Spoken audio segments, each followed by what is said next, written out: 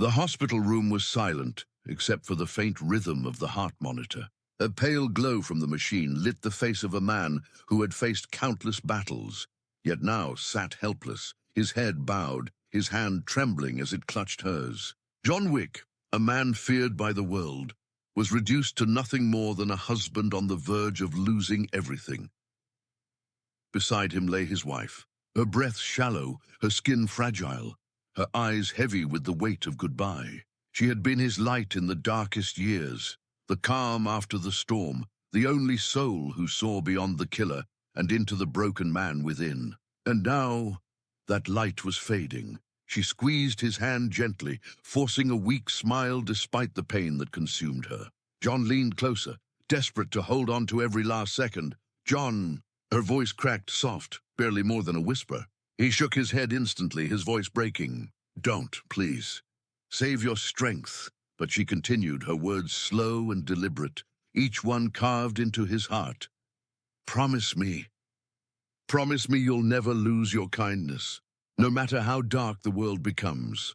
John's eyes filled with a storm he could not control. Kindness? The world had shown him nothing but cruelty. He wanted to tell her he couldn't, that he wasn't strong enough. But as he looked into her fading eyes, he realized this wasn't just a request. It was her last gift, her final command, the vow that would bind him long after she was gone. His throat tightened. He pressed his forehead against her hand, whispering, "I promise." Her lips curved into the faintest smile, a tear sliding down her cheek. For a brief moment it felt like she could let go peacefully, knowing his word would outlive her. Then, silence. The heart monitor flatlined. John froze, his body shaking, his eyes wide, with a pain too deep to describe. The room seemed to collapse around him, the walls closing in, the world turning hollow. He pressed her hand tighter, as if by sheer force he could bring her back. But nothing.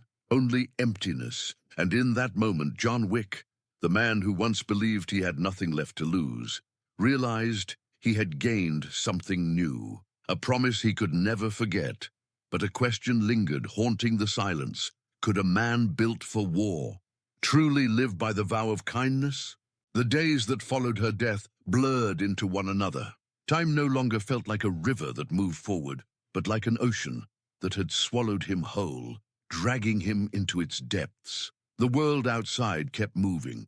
Cars rushed by, people laughed, life went on. But inside John Wick's home, silence reigned. Every morning began the same way. The faint light of dawn would spill across the empty side of his bed, the sheets untouched since the night she was gone. John would sit up slowly, his body heavy, as though each bone carried the weight of sorrow. And before he could even take his first breath of the day, his eyes would find her photograph on the nightstand. He reached for it without fail, his fingers brushing the frame, as if the glass could somehow let him feel her again. "I remember," he whispered. It was a ritual, a vow renewed with every sunrise. The house that once echoed with her laughter now felt like a mausoleum. The kettle's whistle in the morning reminded him of her habit of humming while she poured the tea. The faint scent of her perfume still lingered in the hallway, refusing to fade, as if her spirit was unwilling to let go of him completely. Yet each reminder was both a comfort and a knife, twisting deeper into his chest. John tried to live quietly. He walked the streets like a shadow, invisible among the crowds. Strangers passed him by without knowing the storm that brewed behind his calm face. They saw only a man with tired eyes, but they could not see the fire buried beneath the silence. It was the promise that kept him tethered. The words she had left him with were not just a memory. They were a burden heavier than any weapon he had ever carried. Never lose your kindness. But kindness was a fragile thing in a world that thrived on cruelty. One evening, he found himself in a small park. Families laughed, children played, couples walked hand in hand. John sat on a bench, a silent observer. For a brief moment, he allowed himself to imagine she was beside him again, her hand resting on his, her smile warming his soul. The illusion was so real that when a breeze passed by, he swore he felt her presence.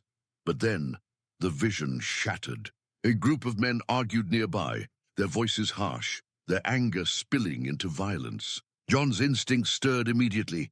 The assassin in him, the warrior forged by years of bloodshed, wanted to rise. Yet he remembered her words. He gripped the edge of the bench tightly, forcing himself to remain calm. Kindness, John. Always kindness. The fight ended without his hand. The men stormed off, leaving behind only echoes of rage. John exhaled slowly, his chest tight.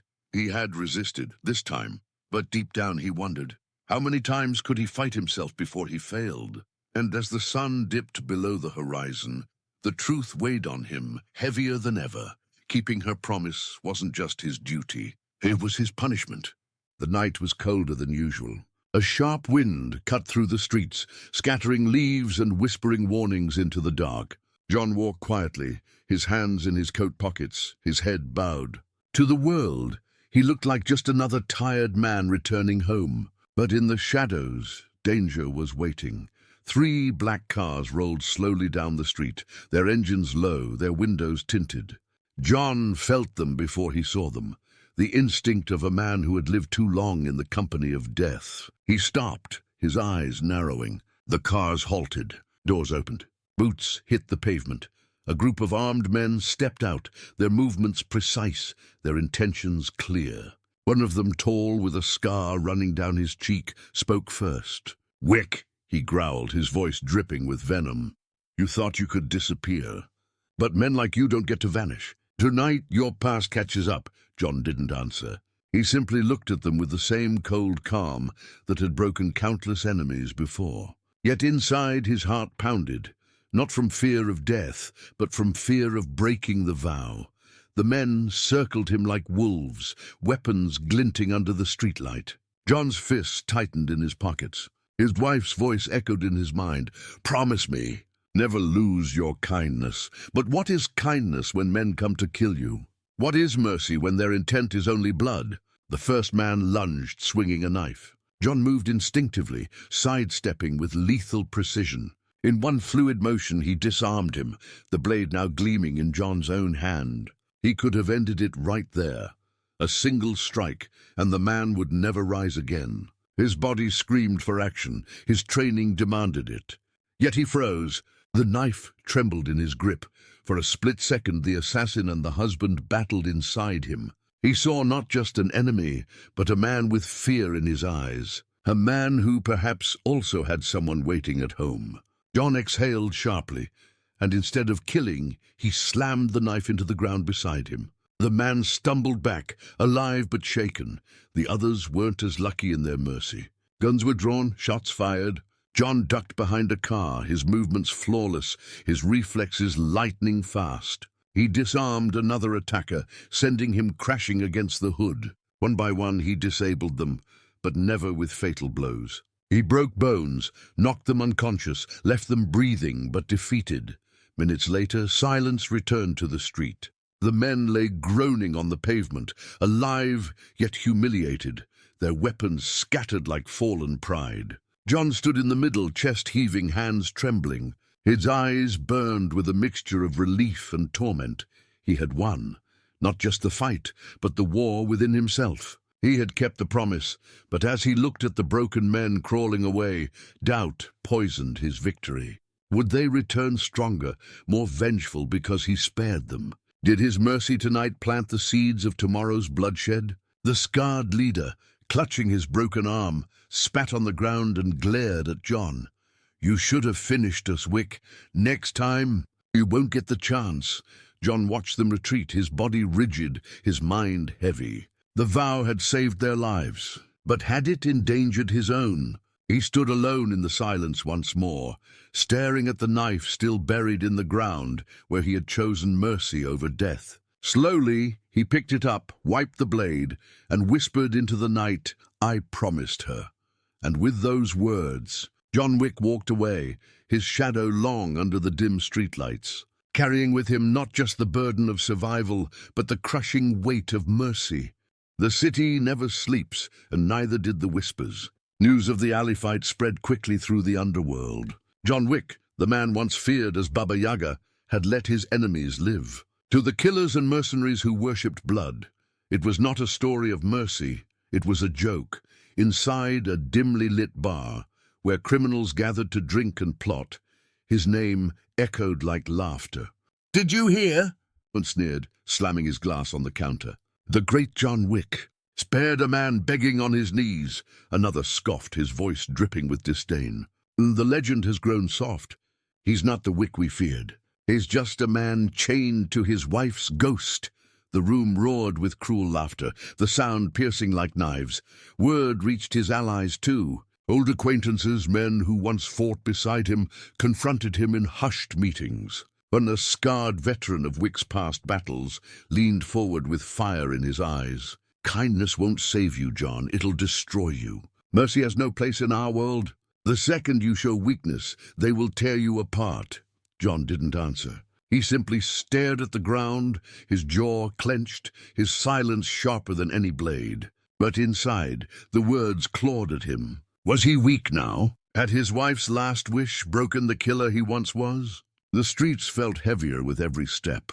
Everywhere he went, he saw the world testing him. Men bumped into him on purpose, waiting for a reaction. Enemies lingered in the shadows, taunting him with smirks that dared him to draw blood. Yet each time, John swallowed the fire, gripping her memory tighter. But the hardest test came one rain-soaked evening. John was walking home when he saw it. A child, no older than 10, cornered by 2 thugs in a narrow alley. The boy's small frame shook with terror as the men closed in, their laughter cruel, their intent clear. The assassin in John surged forward without thought. In seconds, he disarmed the first thug, sending his weapon skidding across the wet pavement. The second man lunged, but John twisted his arm back until bone cracked. Both men fell, groaning in pain, beaten but alive. The child stared up at John wide-eyed, his lips trembling. Thank you, mister," he whispered, before running off into the night. John stood there, rain dripping from his hair, his chest rising and falling. He had saved the boy, yes. But once again, he had spared the guilty. As the thugs scrambled away, one shouted through broken teeth, "You should have killed us, Wick. Next time, you'll regret it." Their voices faded, but their laughter lingered in the rain. John leaned against the alley wall, his breath heavy, his heart torn. He had done what his wife would have wanted. He had chosen kindness. But at what cost?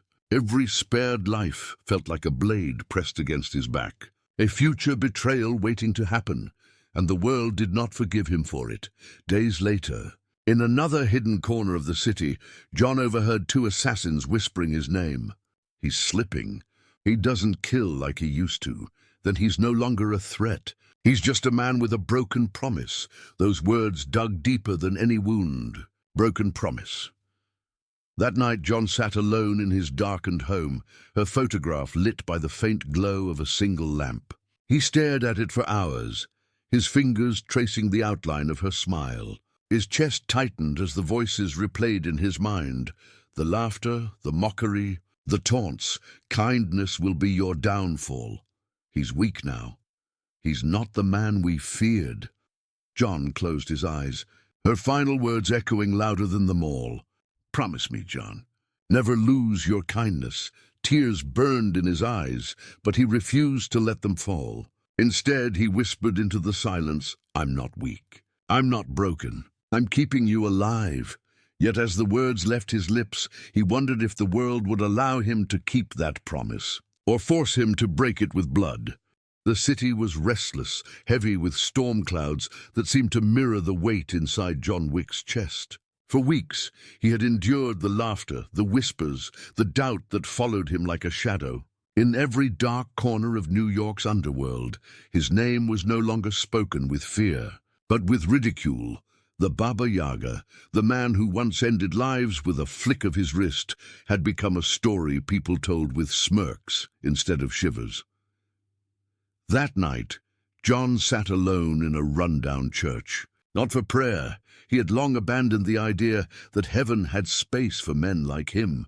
But the silence of the empty sanctuary brought him closer to her. Her memory lived in every quiet space, every flicker of candlelight. He stared at the altar, her voice echoing in his mind like a song only he could hear. Promise me, John. Never lose your kindness. His fists clenched. His jaw tightened. And for the first time, he whispered back, his voice trembling, I don't know if I can anymore. The breaking point came the next evening.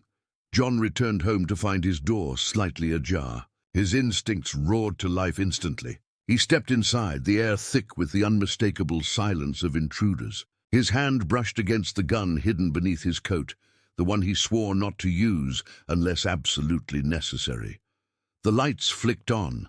3 men stood in his living room, smug grins on their faces. The leader, tall with scar across his cheek, clapped mockingly. Well, well, the great John Wick doesn't look so great now, does he? John said nothing. His eyes scanned their movements, their weapons. His silence unnerved them, but their confidence remained. You think we don't know? The scarred man sneered. You're not the man you used to be. You've gone soft. And soft men don't survive in this world. Another thug stepped closer, kicking over the small table that held her framed photograph. The glass shattered, the picture sliding across the floor.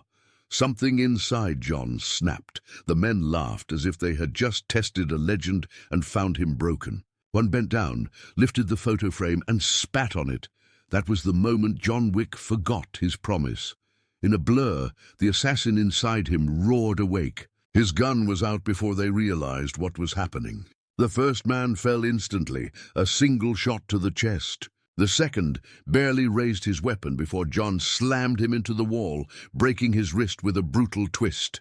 The scarred leader staggered back, his smirk finally gone. There he is, he shouted, half in fear, half in triumph. The killer! The real John Wick. John pinned him to the wall, his gun pressed against the man's temple. His breath came heavy, his eyes blazing with the cold fire that once made the world tremble. One pull of the trigger and it would all be over.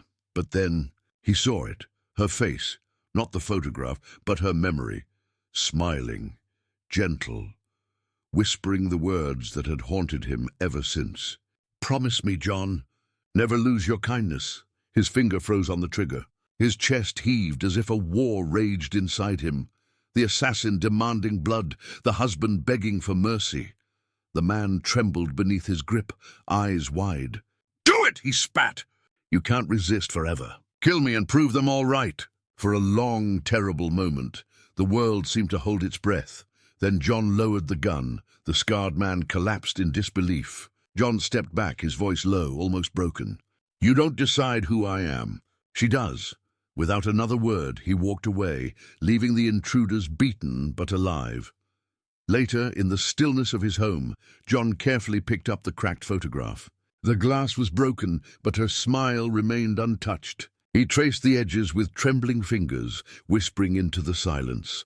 I almost failed you tonight. I almost became the man they want me to be. But I can't. I won't, yet deep down he knew the truth. Every day the world pushed him closer to the edge. Every insult, every taunt, every attack made the promise harder to keep. And tonight he had nearly crossed the line. As the storm outside raged against the windows, John Wick sat in the darkness, staring at her face. His vow still held, but for how long? The storm had passed, but inside John Wick, the war raged on. For days, he lived in silence, haunted by the memory of that night. The gun in his hand, the scarred man's terrified eyes, the whisper of his wife's voice that stopped him from pulling the trigger. He had spared them. Again. But this time, it wasn't just mercy, it was defiance. Still, the question lingered. How long can a man fight the world without losing himself? The answer came on a night that seemed ordinary, yet would change everything.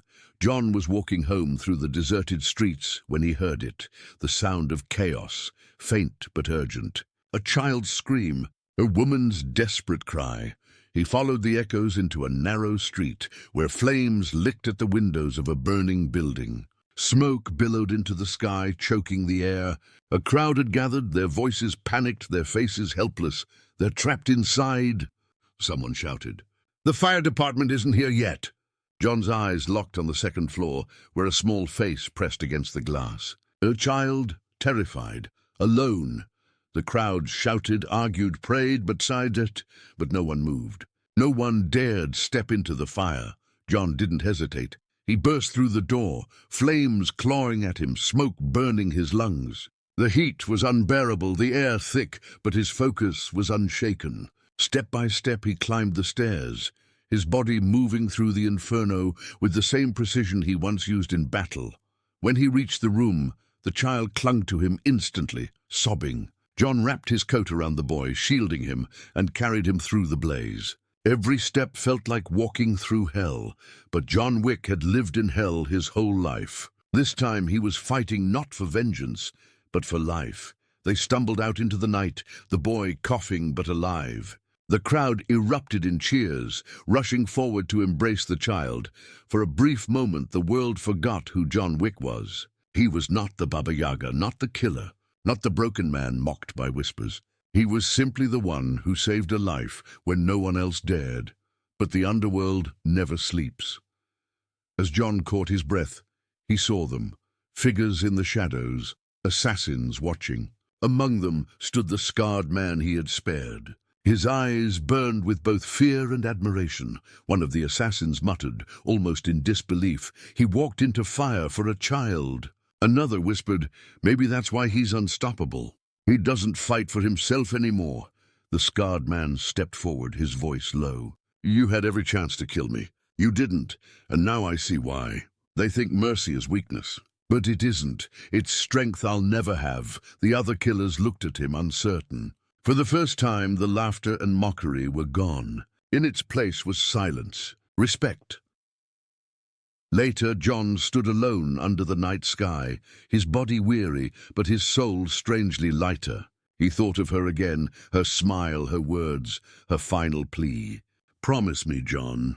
Never lose your kindness." And for the first time he understood. Kindness wasn't just about sparing lives. It was about choosing life over death, hope over despair. It was about saving a boy from the fire, even when the world expected him to kill. All his life, John Wick had been defined by the bodies he left behind. But tonight he realized maybe his true legacy wouldn't be the fear he inspired, but the lives he chose to protect. As dawn broke, John sat on a quiet bench, the city slowly waking around him. The child he had saved ran past with his mother, laughter cutting through the morning air like sunlight breaking clouds. For once, John didn't feel like a ghost. He felt human, alive. He pulled out her photograph, cracked but still whole, and whispered with a faint smile, "I kept my promise." And somewhere in the silence, in the warmth of the rising sun, he felt her presence, not as a haunting memory, but as a quiet peace within him. That was the final lesson. Not that John Wick was unkillable, not that he was the Baba Yaga, but that even in a world built on blood and betrayal, one man could still hold on to kindness, and that was a power greater than fear itself. The world had tried to break him, mock him, push him to the edge. But John Wick had learned the truth. His wife's promise wasn't his weakness. It was his strength, and for the first time in a long, long time, John Wick felt free.